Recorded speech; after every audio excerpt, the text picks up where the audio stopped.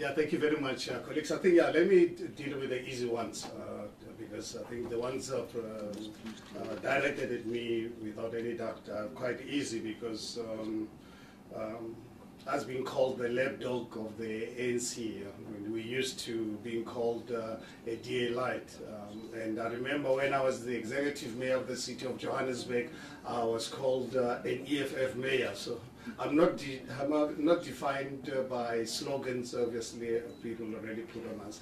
To really operate on the basis of what's actually quite practical in any given situation. I think I entered politics because of the direction my country was taking, really concerned with the deep levels of corruption, creating 54% of our people to live under poverty. And one, living in a constitutional democracy, that's why I decided to use my privileged position to participate directly in this brutal work. So, look, we are not going to be defined by other political parties. We will operate in good faith and operate in the interest of the people of South Africa. And one thing that we've got to appreciate is that South Africa has entered the era of coalitions, whether we like it or not. This is a numbers game. It is a numbers game, and if you want to operate outside the mandate of the voters, unfortunately, you'll be left on the sidelines of history. You obviously respond to what the voters have demanded of you to do. So, at the moment in Tshwane, because of the threat to destroy our party, as the colleague from Network 24 said, Silia Brink saying this is going to be the end of Action SA. I think it was the end of Celia's brink. Yeah, that's exactly, it's the end of Silia Brink. He thought when this issue started, and they're the ones who started this. And we needed to defend ourselves. I'll give you an example of what I did in 1978 at 1 o'clock in the morning when you try and attack me, and I realize you're going to attack you first, and I make sure that I destroy you. And that's basically what we did as Action SA to protect ourselves. We thought at the time that we were in a stable coalition with the DA. We had the numbers in Tshwane. And all of a sudden, it comes to our attention that DA wants to end our life, wanted to be another Aham or Cope. We said, no, we are not. We are Action SA, and we're going to protect ourselves, and that's exactly what we did. Yes, the last few days has been really exciting for us as a party. We are now completely independent. The voters out there are aware now that Action SA is actually a totally independent political party. It's not aligned to any other party. We'll always act in the interest of the people of South Africa and to protect our own political party. Regarding Johannesburg and Ukulele, definitely we're not really chasing to really be the taking over mayorship. I think we will really see how we can better participate in ensuring that we can turn around those municipalities. As you are aware, 2 years ago, to demonstrate our commitment to the stability of our country, 2 years ago when Phala Phala lost as executive mayor, we and us as Action SA and Freedom Front Plus managed to get the PA to work with us to protect the DA mayor. What happened? Unfortunately, as Action SA, being prepared, we only had 3 MMCs at the time. And we were the second biggest political party in this coalition. I don't know if you're aware, the moment Action SA is the third biggest party in the city of Johannesburg with 44 councillors. So we had the numbers with PA, and unfortunately, DA refused to protect Phala Phala, which is really quite unfortunate. And I find it actually very strange with what the analysts and the Silia Brinks of this world are saying about Silia Brink. But colleagues, please, let's really be, let's not have double standards. When Johannesburg was collapsing, honestly, we never experienced the level of attacks and insults we received when we wanted to defend ourselves in Tshwane. But when we wanted to save the dear mayor in Johannesburg, Dr. Mpho, who I had the privilege to work with the 3 years I was a mayor, complete silence by analysts, by the media. But Celia brings, he must be some kind of a special person. I think he was projected to really be the best mayor the world has ever seen. But fortunate enough, the numbers actually speak for themselves. And Dr. Moya will be unveiling the actual status of the city of Tshwane in the coming days. So he's still settling in her office. You will see, as you guys are aware, DA did not take over Johannesburg, sorry, the city of Tshwane in 2021. They've been governing the city of Tshwane since 2016. Since 2016.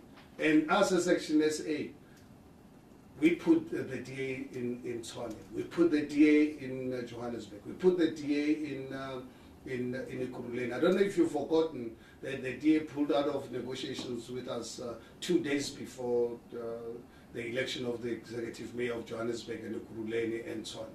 And us as Section SA, on the day of those councils, we mobilized enough votes to keep ANC out. But unfortunately, DA collapsed all those municipalities. I've always said to South Africans, in fact, I think I put it on social media the other day, that I actually invite the scholars in this country to really look at the common denominator with the collapse of governments since 2016.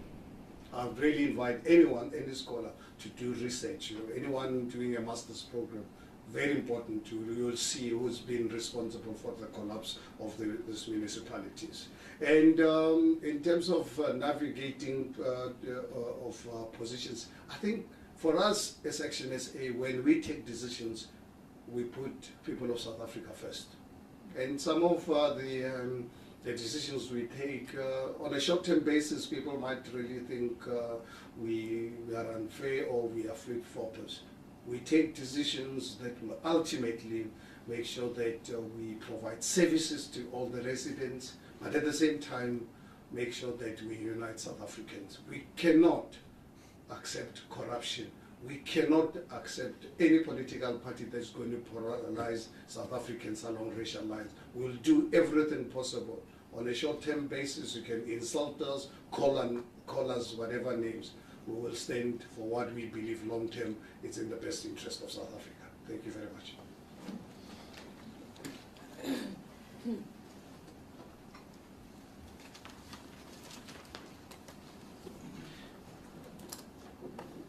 Thank you very much. I'm going to start with Mr. Felix about us occupying the middle ground. That's not a bad word, but what we're saying is actually that we're a pivot or a fulcrum in Parliament, because we now have a very powerful government bloc of 71%. And on the other side, in the opposition, we've got a brand new political party with no opposition experience. The former Democratic Alliance in opposition was a very good opposition, but now there's a void there, and it's not been properly filled. Whatever we've seen in the last 3.5 months in Parliament is pretty stereotypical behaviour from Mkhonto Wesizwe Party and also the EFF that hasn't been successful in Parliament. So I believe that we're a fulcrum, and a fulcrum, if I can explain it best, is like a seesaw. A seesaw only works if there's a fulcrum in the middle, and I believe that we can occupy that space. Doesn't matter that we're only 6 people. I've already experienced that we have had an impact in Parliament. People are starting to talk about our members. I've had members from the EFF approach me and say, that lady with the short black hair and the dark rimmed glasses, is she a member of Action? They say, wow, she's good, she knows what she's talking about. Nobody can gainsay the contributions made in portfolio committees and in full sessions of Parliament by people like Khosi de Trape. I've heard people, the chairperson of the committee, saying, wow, that guy who talks about finances and treasury and the SARS, he really knows what he's talking about. He comes and makes contributions. So I believe that we can box way above our weight division, simply because we arrive better prepared, more professional, and more committed to being that fulcrum that is so important to make any institution or organisation work. Lulama from SABC, we did lay criminal charges. I'm going to ask my colleague Malebo Kobe to deal with the exact charges, because she laid the charges, because the charges had to be laid where the crime took place in Limpopo province, and she went there with the chairperson of Action SA in Limpopo, and she laid the charges. So when I'm done, I'm going to ask her just to make some comments about that.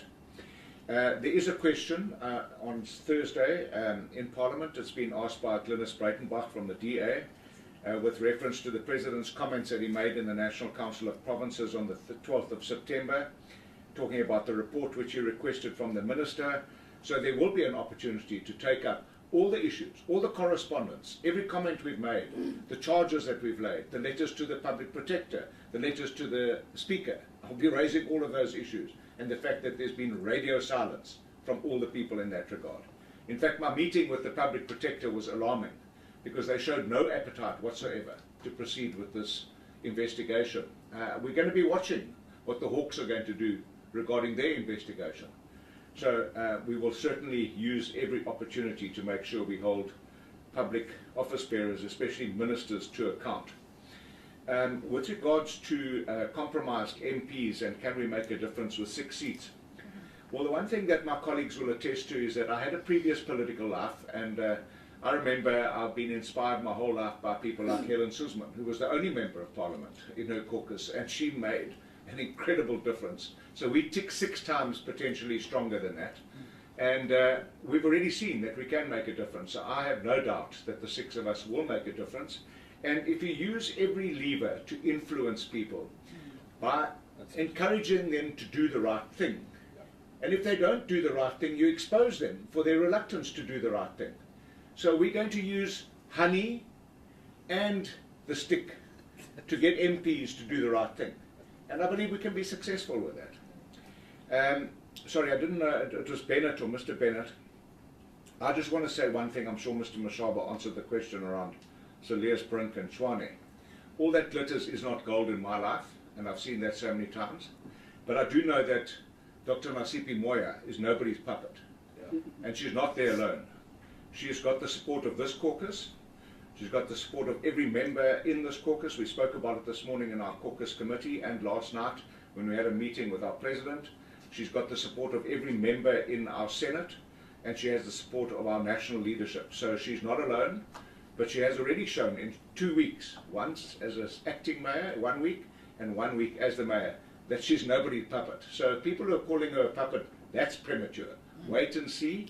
Die stof gaan trek in Tshwane, dis verseker. And then, with regards to Minister Semelani, what evidence do we have? Well, the evidence keeps mounting. We had an interaction with the minister where the more questions we asked her, the deeper she got. Recently, she appeared before the ANC's Integrity Commission. She made some statements there. Latterly, we've heard that she was encouraged to withdraw those statements. The statement said that she reported her VBS allegations to the President in 2021 when he appointed her as a Deputy Minister.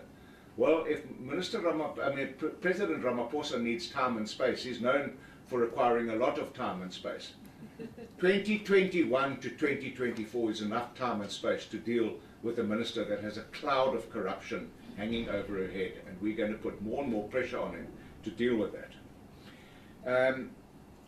Why the delays from the President? Well, you know, I can't answer that, but he has shown that he has got scant appetite for taking action against members of his executive committee. What do we expect? Well, we expect, at the very least, a resignation, or a suspension, or that she gets fired. Because why should people in the course of public service be expected to go on suspension while investigations are continuing, when the Minister of Justice can continue sitting, for example, in the Judicial Services Commission today and the whole of last week, appointing judges, yet she has a cloud of corruption hanging over her head. So she actually should just step aside if the President hasn't the gumption or the courage to deal with it. She should step aside while the investigation is taking place. As for Phala Phala, it is not going to be swept under the couch.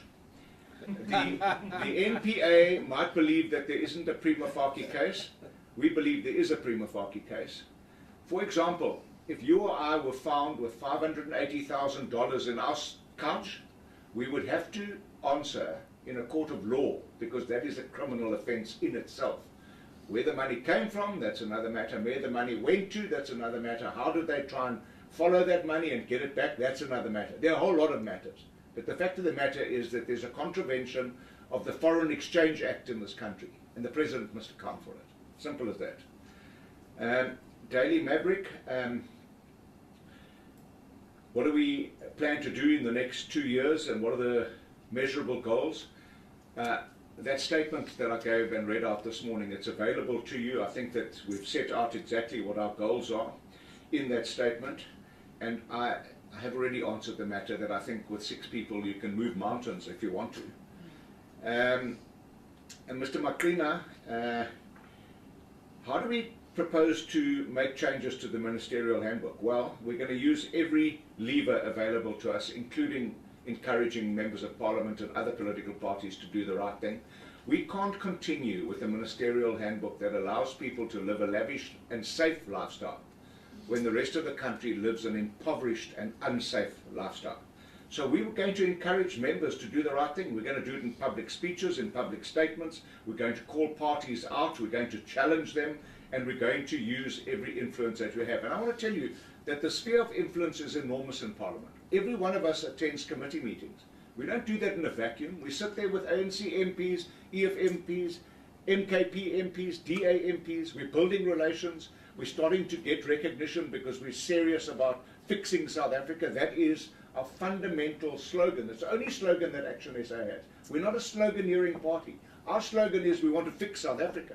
And every day we attend committees and attend plenary sessions in Parliament, people are starting to see us for a party and individuals that want to fix South Africa, and you can wield incredible influence with that kind of reputation.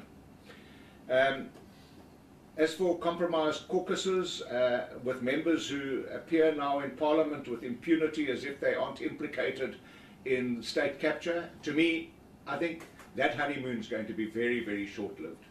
What I found incredibly encouraging last week in the Judicial Services Commission was when we were appointing judges to the various divisions across this country, all the people that are in the field of justice, that means attorneys, advocates, Chief Justice herself, judge presidents, they were all saying we need judges with criminal jurisprudence experience because the state capture cases are coming. Now, isn't that amazing? We've been waiting for years, decades, and people in the JSC are talking. Let's get the experience we need to prosecute successfully and put people in jail for state capture. So that's what's going to happen. People are going to start going to jail. Even those people who've arrived here. You know, I made an observation. MKP arrived, quite to everyone's surprise, and I think their own surprise, with 14.6%. They all arrived for the first 2.5 months. They wore camouflage uniforms. All of them. Backpacks, jackboots, berets, you name it. And then when they realized after 2.5 months, it's not really different to the other party that wears overalls. You need to have a bit more substance than that. When the new state capture guys arrived in their jackets and ties, all of them start wearing jackets and ties. You've got to be about more than that. As a political party, you have got to have integrity, and you've got to have the kind of attitude to being a public representative that is credible and trustworthy, and they haven't achieved that yet.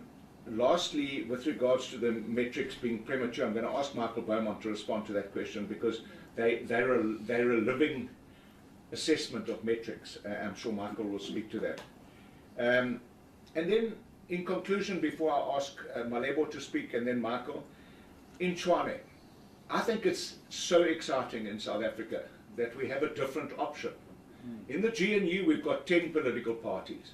It's pretty much mirrored in the Provincial Government of National Unity in KZN, also pretty much a GNU, same parties. Now, in Johannesburg, there's a different coalition. And Tshwane, there's a different coalition. And there'll be more going forward. And the people of South Africa will evaluate and measure which one is successful, which one isn't successful. When you have choices, you can make choices. When you have no choice, it's Hobson's choice. Malebo?